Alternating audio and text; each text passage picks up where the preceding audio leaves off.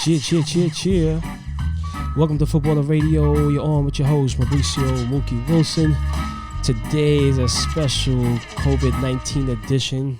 I want to give a big round of applause for our guest, original bad boy. Mr. Damion Lowe. Please introduce yourself, please, and tell the world who you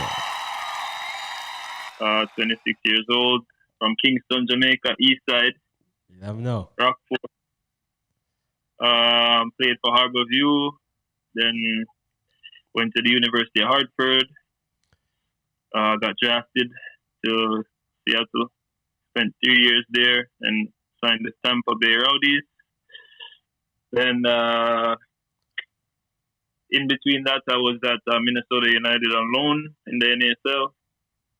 Then in 2017, I signed to IK Start in Europe, and that's where I'm at presently. And what country is that? Norway. So, I mean, your journey starts before you were born. People who don't know, one of the best footballers I ever watched, ever played with, is a gentleman who is your daddy. Damion Lowe, the GOAT. Damion Lowe, the GOAT. You know, so we definitely call you a born footballer. You know, and you can say that. Yeah. Did you have a choice but to play football or what, man? I feel like I didn't even make a choice because growing up we played cricket, did track, stuff like that, going to Vaz. So there was a lot of options, but football. Jamaica's a footballing country, so it's automatic. Everybody in the streets, everybody at home plays, watch football. So it was just automatic for me, and especially with the influence, of my father and his legacy and what he has done in his career. It's just automatic. Do you have a time where you really felt you fell in love with the game? No, I think it just grew on me. I said, growing up, all my uncles played. My father, he's a world-class athlete. So it was kind of just love from the beginning, and I feel like that's what kind of pushed me to where I'm at today. Just the love for the sport and what it drives in me and what I feel when I play the sport. The interesting part about your career is that you came through the ranks of the United States professional pyramid. Going to Hartford, getting you drafted. You a Generation Adidas. Yeah, Generation Adidas, but yeah, of course. It was a contract before the draft. Exactly. And you got a chance to play in Minnesota. You got a chance to play in Portland. You got a chance to play in Tampa.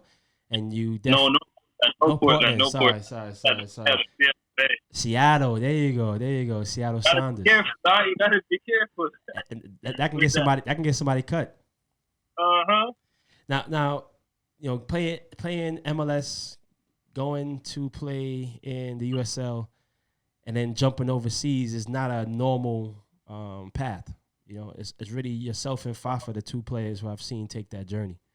I feel like because I was injured my rookie year. I was injured for a year with the hip and surgery and everything. So felt like I needed minutes, and rest in peace, Ziggy. He took me down and said, "Listen, we know you're a good player. You have the potential to be one of the best.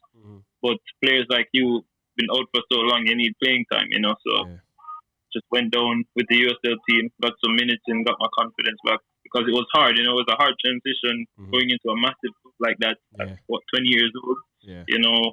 Matching up with the likes of Obafemi and Clint Dempsey, Chad Marshall, So it was difficult, but I mean, it's a club that nurtures players and young players and, guide them on the right path, especially with like Easy was there.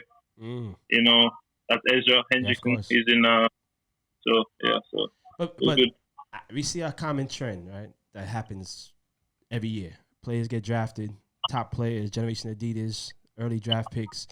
And the reality, a lot of them, you had an injury, but a lot of them, the first 2 or 3 years they spend in the USL. Mentally, how did you go? How did you get through that? I people ask me this a lot, but I tell them like I was lucky, I guess, because the last year before when I joined Seattle, there was no USL the MLS teams didn't have a USL team. It was reserve league. Yeah.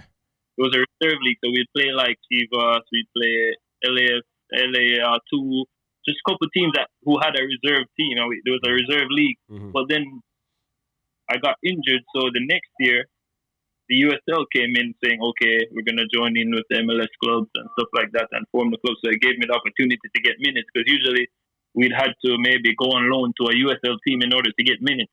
Once you were with the MLS team. But now I think players get developed even quicker when there's a USL team involved. You know, in order to, okay, you're not going to get first team minutes, but you can go down to the USL, get some games on the weekend, but you're still a part of the first team setup. Definitely. But sometimes I feel like players get stuck where they go down to the reserve, they go down to the USL side, and it's like they really rarely get that opportunity to get back up to the first team. Yeah, true. You know, it's just an unfortunate truth, you can say. Sometimes a lot of the players are to be blamed too, because maybe they get comfortable. Okay, I'm playing here, so I'm not gonna fight for a first team spot. Yeah, you know, it's a mental thing, but to each his own. You know, players just have to fight. Sometimes part of the system, right? I see what's going on in the MLS now, right? Players are getting drafted from college.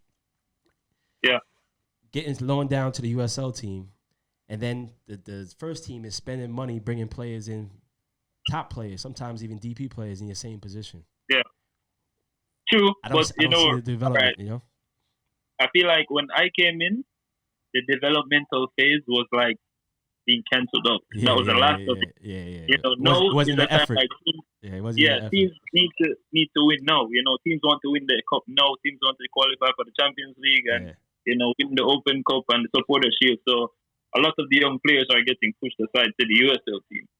You know, so the MLS now you can find out, okay, instead of drafting 3-4 prospects, we can use that money and buy a South American player or a European-based player to come and make instant impact, so we can win the cup right away. You know, so when I spoke to you, you went to go play for Tampa, right?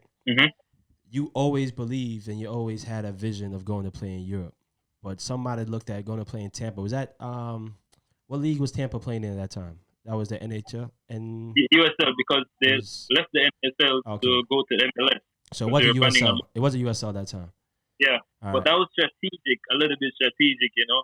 Because you was a little arrogant with it. I ain't gonna lie. When I spoke to you, you was like, "Listen, I'm going to USL, but I'm looking to go overseas." I'm looking at you like I love the attitude, but it's a lot of players don't do that. Yeah, it's much harder than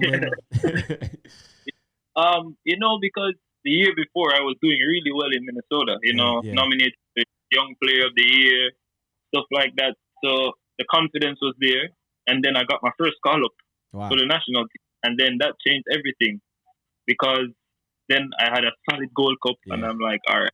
But that was prior to Tampa, because I played in Tampa for maybe like a month, and then the Gold Cup came. So that was the summer. That was summer before. Yeah, that was the summer. So then the confidence that I had from Minnesota, and I was a bit upset, you know, with Seattle and the whole situation. Yeah, you had a chip on your shoulder, the King. Trust me. So you had a real chip. But that helped, right? Yeah, it helped. It pushed me a lot, because I felt like, you know, coming back from injury and everything, I felt like I wasn't given the opportunity that I should have gotten. You know, they sold me a lot of promises and stuff, but that's what happened when you're in a big organization, you know, and they need to win right now, and the player coming back from injury would take time, you know, so might as well just bring in a big name player to fill that spot. So I can understand that growing now and, you know, becoming an experienced player and stuff, and you think back, you kind of say, okay, no, you understand why, but young, naive, you know, just hungry for it. Yeah. You know, taking no for an answer, it drives me a lot. Definitely. And who helped you in your transition getting overseas? Like was it your agent? Damani Ralph. Let's make sure people know that. Yeah, Damani is the G. You know, I don't really see him as my agent anymore. Family. You know, he's my agent, but he's just like, you know, family. You know, like he's been there with me since before I was a professional. You know, and stuff like that, guiding me and stuff. Know that I'm not a college athlete anymore. I can't disclose that, you know. But like, you know, he's been a good mentor. It's like a mentor, you know. Definitely. So a big brother. So when you told him initially that you wanted to go overseas, what was his reaction? Well, I mean, that was the plan, you know. Yeah. That when I got drafted and everything, you know, I said, okay, big club, because we got a lot of interest coming into the draft. When going to the combine, nobody knew about me, but the man really pushed for me to get into the draft, you know. And okay, they bought in, I had good stats, I did well in Reading in the PDL and stuff. And then when I got drafted, because I think Philadelphia, because I was training with Philadelphia, playing with their feeder team, that's Reading and Philadelphia Union. So everybody knew me in Philadelphia. So they were hiring me like, okay, nobody knew them, so we're gonna get him for sure. Yeah. So they were a bit comfortable, but Ezra, Caribbean, see a quality player like me, he's not gonna let that go, you know. Kind of like basically see the candy from her baby, basically, you know. You both built, you both have the same structure, you know. Yeah. So he took that, but when I went into Seattle and everything, you know, and starting to get experience, I was supposed to go to Sogndal here in Norway in 2016, but the injury came in and then the deal fell through, negotiation issues or something like that. So, and then that was 2016, I think like 2015, it was supposed to happen. But then when I went to Tampa, and, you know, we're like, okay, listen, you know, you're seen as a college prospect still. It's a stereotype around players who get drafted and leave the MLS and looking to come back. Yeah. You know, the offer isn't going to be that good because they say, you're a homegrown player, you know, we brought you up. So they're just going to throw anything at you. So we're like, all right, the best thing right now to further your career and the quality of player that you are and the style of play that you have, I think Europe fits that. So we say, all right, listen, Damion, let's do this. Yeah. Feel like we can make the next step to Europe. Definitely. Definitely. The rest is history. So, I mean, you're playing in the top flight right now, and you're in Norway, right? But you were very instrumental in getting your club into the top flight. Can we speak a little about that journey and how you'll always be a legend?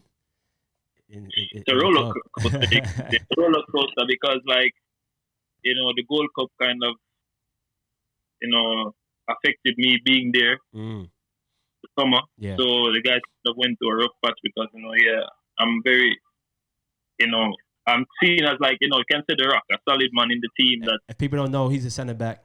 All right, so obviously coming down the middle, if he's missing, striker, go steal, everything. But it was a roller coaster initially, right?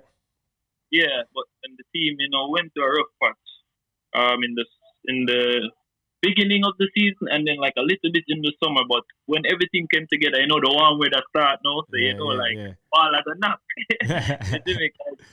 Jamaicans, once the warm weather come around, ball time. Yeah. If I touch, no. We turn it up a notch and push, and, you know, because the top two get automatic promotion, third place play, the relegated, the third to last team in the top league to see who stays up or who goes down or who stay down or who goes. Yeah. So we had to go to the playoffs and it was crazy. Like, we won the first leg 2-1, then we went to their place. So it's aggregate. And as the game started, boom, them scored. Wow. And I think like in the 70-something minute, we were down 4-0. No. Yeah, we were down 4-0. It was the 70th minute, you're still down 4-0. Wow. 75th minute. Wow. Yeah, I have a picture that I need to frame and put it up in my house and Yeah. And I think with the result, it was 4-3 the game, but aggregate, you guys won on goals. Yeah, aggregate, we won on aggregate. Like 4-0 down, calling the team and say, guys, listen, we work too hard. It's not gonna end like this. And I tell them, like, listen, I'm going up front. You know, for back in the days, up front, you know, going in the striker because everybody know they're gonna focus on me, biggest guy in the field. So listen, every diagonal, every long ball, put it to me. And once me go challenge, all right, 2 players, they're going to attract to me. Yeah. It's going to leave 1 player free. So every time I go, boom, the ball beat me, go over to somebody else, finish. That's crazy. That is crazy. I actually saw the highlights. I couldn't believe it. Yeah. So we scored 3 goals in like 6 minutes. That's crazy. So And to qualify, tell people how big that is in the town in South Norway. Yeah, it was historic because I think nobody has ever seen that, and in 2016 I joined as a second division, and then we got promoted. So this is twice I'm getting promoted, but it was big. The club needed that. The town needed that. Kristiansand is a very admired city across Norway. For the weather, for the infrastructure, for the history. It's just it's a wonderful city to be in. It's a port city, right? Yeah. Okay. Cruise ship comes in, everything. So what is it mainly known for? And please tell people the name of the city again. Well, like it has the climate is good. It has like the fish market. It has like it would be like Pike Place yeah. So you can get fried snapper and roast corn and everything in Norway. You can get fried fish and everything in Norway, huh? Yeah. Like the restaurant, really good. Escovitch, brown stew, everything. No. You have to leave me for that one. Leave me and all that, man. I got you. So that's good. Have you come across another Jamaican in the town you're in, or Norway as a whole? You find Jamaican anyway. Yeah. Like I've come across like maybe 1, 2, 3 Jamaican. What? Couple more up north in Oslo, but 3 Jamaican. I bet you they were working. Yeah. But they Yeah. speak fluent Norwegian also, but they're from like Lucy, Westmoreland, them place there, So what about reggae and dancehall in Norway? It's big. It's big, right? Reggae around the world, dancehall around the world. So, it's automatic. They love it. When people meet me, say, you're Jamaican now. You say both, Bob Marley. Are you a So what do they say first? Bob Marley, Usain Bolt, or Leon Bailey? They curse first. They curse. Who curse? Them got the B word first, and then after that, put a bad word, and then after that, Usain Bolt, or Bob Marley, then Bailey. Yeah. Yeah, that's my boy. But there's a big African. Because it's a refugee country, pertaining to opportunities to Africans and stuff. And how do you find they treat minorities in your city compared to other cities, and what's the difference between the South and the North? Because you can say I'm Americanized, and I've lived in America for a long time. I think almost 10 years now. So like when I came to Norway, and what I'm used to, the restaurants in America, supermarkets, hotels, and stuff like that. You have mostly black people work there. Yeah. In America, that is. But in Norway, you find that I've only met one black guy working at the mall at Foot Locker. That's it. Wow. I've never seen a black guy working or African. And but like Asians, whoever aren't or isn't Norwegian, they have their business. They have their own businesses. They have the small shops, corner store, little maybe kebab restaurant, or a little hookah lounge or something. Is there a city that has more minorities or known for have a big population of minorities? Kristiansand, is a lot of you can say refugees and stuff like that. But you also have Stavanger, Oslo. Oslo is a bigger city. Oslo has a lot of Jamaicans there. Stavanger has a lot of Jamaicans. Africans, Asians, I think Colombians. Colombians too. Wow. Yeah. And you actually have a Mexican restaurant in the city. I believe it. That's why you need to open Mexicans everywhere. And Chinese food everywhere. That's why you need to open the first Jamaican restaurant in Kristiansand. Actually, thought about that. You don't know So that's a good segue, Damion, because you gave everybody about your journey. But one of the things I admire about yourself, and even from day one I met you, you always was into business and thinking outside the box. That's just the hustler we have inside of ourselves as footballers. But a lot of people don't execute it. Right? Yeah. A lot of footballers don't execute the business part of it. Give us a rundown of all your businesses. Give us a rundown of what's going on and how is it going. And I want to really talk real talk, the struggles, the ups and downs, So, East Kingston, if you can Google it or whatever, I'm from East Kingston, Rockport, Yeah, it's a lot of serious struggle, place. you know. Serious place. Yeah, serious place. I've seen a lot of my friends pass away to turf war, violence. I've seen a lot of talented people that never got the opportunity. Where I feel like if they had, they would have even been greater than I am. Definitely. Because of how talented they are, how smart they are, how educated they are. But I mean, can say I see myself as like the gifted few that made it out. So I have to represent 100%. So East Side, the whole East Side. Did you realize that? Did you realize that yourself, or did somebody have to really sit you down and explain? No, I realized that because I'm still close with my friends from back home. So No, but you being feeling that you're the chosen one, feeling that you're the person who got a chance, and well, after a while, you stop taking things for granted. Yeah. As you grow and you realize and you understand life more. Like, listen, the stuff, your actions affect the people around you or people who look up to you. And in my community, it's like my success is their success. Yeah. Because once I do well, they're motivated to see that, okay, yeah, I can make it out. I can do well also. Not only just East Side, but the whole Jamaica. I know I get messages a lot from young footballers, just regular people. Like, I motivate them to really look up to me and stuff like that. They like how I'm professional and stuff. But, as we're public figures, they can say so. A lot of people are paying attention, especially when you're doing well, growing as a person and as an athlete. So, but to speak on that, there's the other side of that where sometimes you're a target as well, right? Not in terms of badness, but in terms of influence. Yeah, but Lowe, the last name is a very heavy name. Not a lot of people can carry that around. Yeah. Not to be cocky or anything, but it is a heavy name. Like, the things that I've been through since I was young. Very respected. It's very respected, but also comes under a lot of scrutiny. A lot of people try to disrespect me. People try to brand me. People try to escort you. What about extort? Everybody try to extort you? Yeah, I do that one. East Side, remember. I laugh now, but not a joke. I want to say rest in peace to Irvino English. English. A player that I had a chance to play with and become friends with and watch his career and the ups and downs he went through and journey he went through.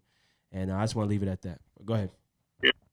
But the business, on the business standpoint, I studied business in college and I'm actually finishing up a degree in how much I'm doing another degree in sports management. Nice. As the Generation Adidas thing, they pay give you some funds for the future and stuff like that. So I have time on my hand. So brilliant. And you're taking advantage of that. Doing that. Great. Yeah, I'm doing it at Southern New Hampshire, actually. Nice. So online. So doing that. But the business, what's the first business you started and you're thinking about? I know for me, my first business was throwing parties, marketing, right? Promotions. My first business, when I was in Jamaica, we used to have parties a lot, but that was just for fun. But we make a little money on the side. Yeah. But feel like when I was in Seattle, the fan base was really booming. It doesn't matter if you're the best or the worst player. So I had this clothing line, 31 brand. It's still active. It's still I haven't forgotten about it. I have plans for it, but right now I'm just kind of mostly focused on what's here now and the football. And then I have an online clothing store, Retro 876, available worldwide. Just basically shop online, clothes, retro wear, hip hop wear. I also just registered a business in the music industry, Monarch Entertainment. What? That's one I didn't know about. I like that. Yeah. Who's your first artist? Haka? What? And my cousin. Right now, the world has to get ready for football. Like how we're coming to take over the world when it comes to fashion scene, athletic style, every style. We have some of the girls, them, man, them, the thing are large. So just endorse footballer scene. Tyrus, to that.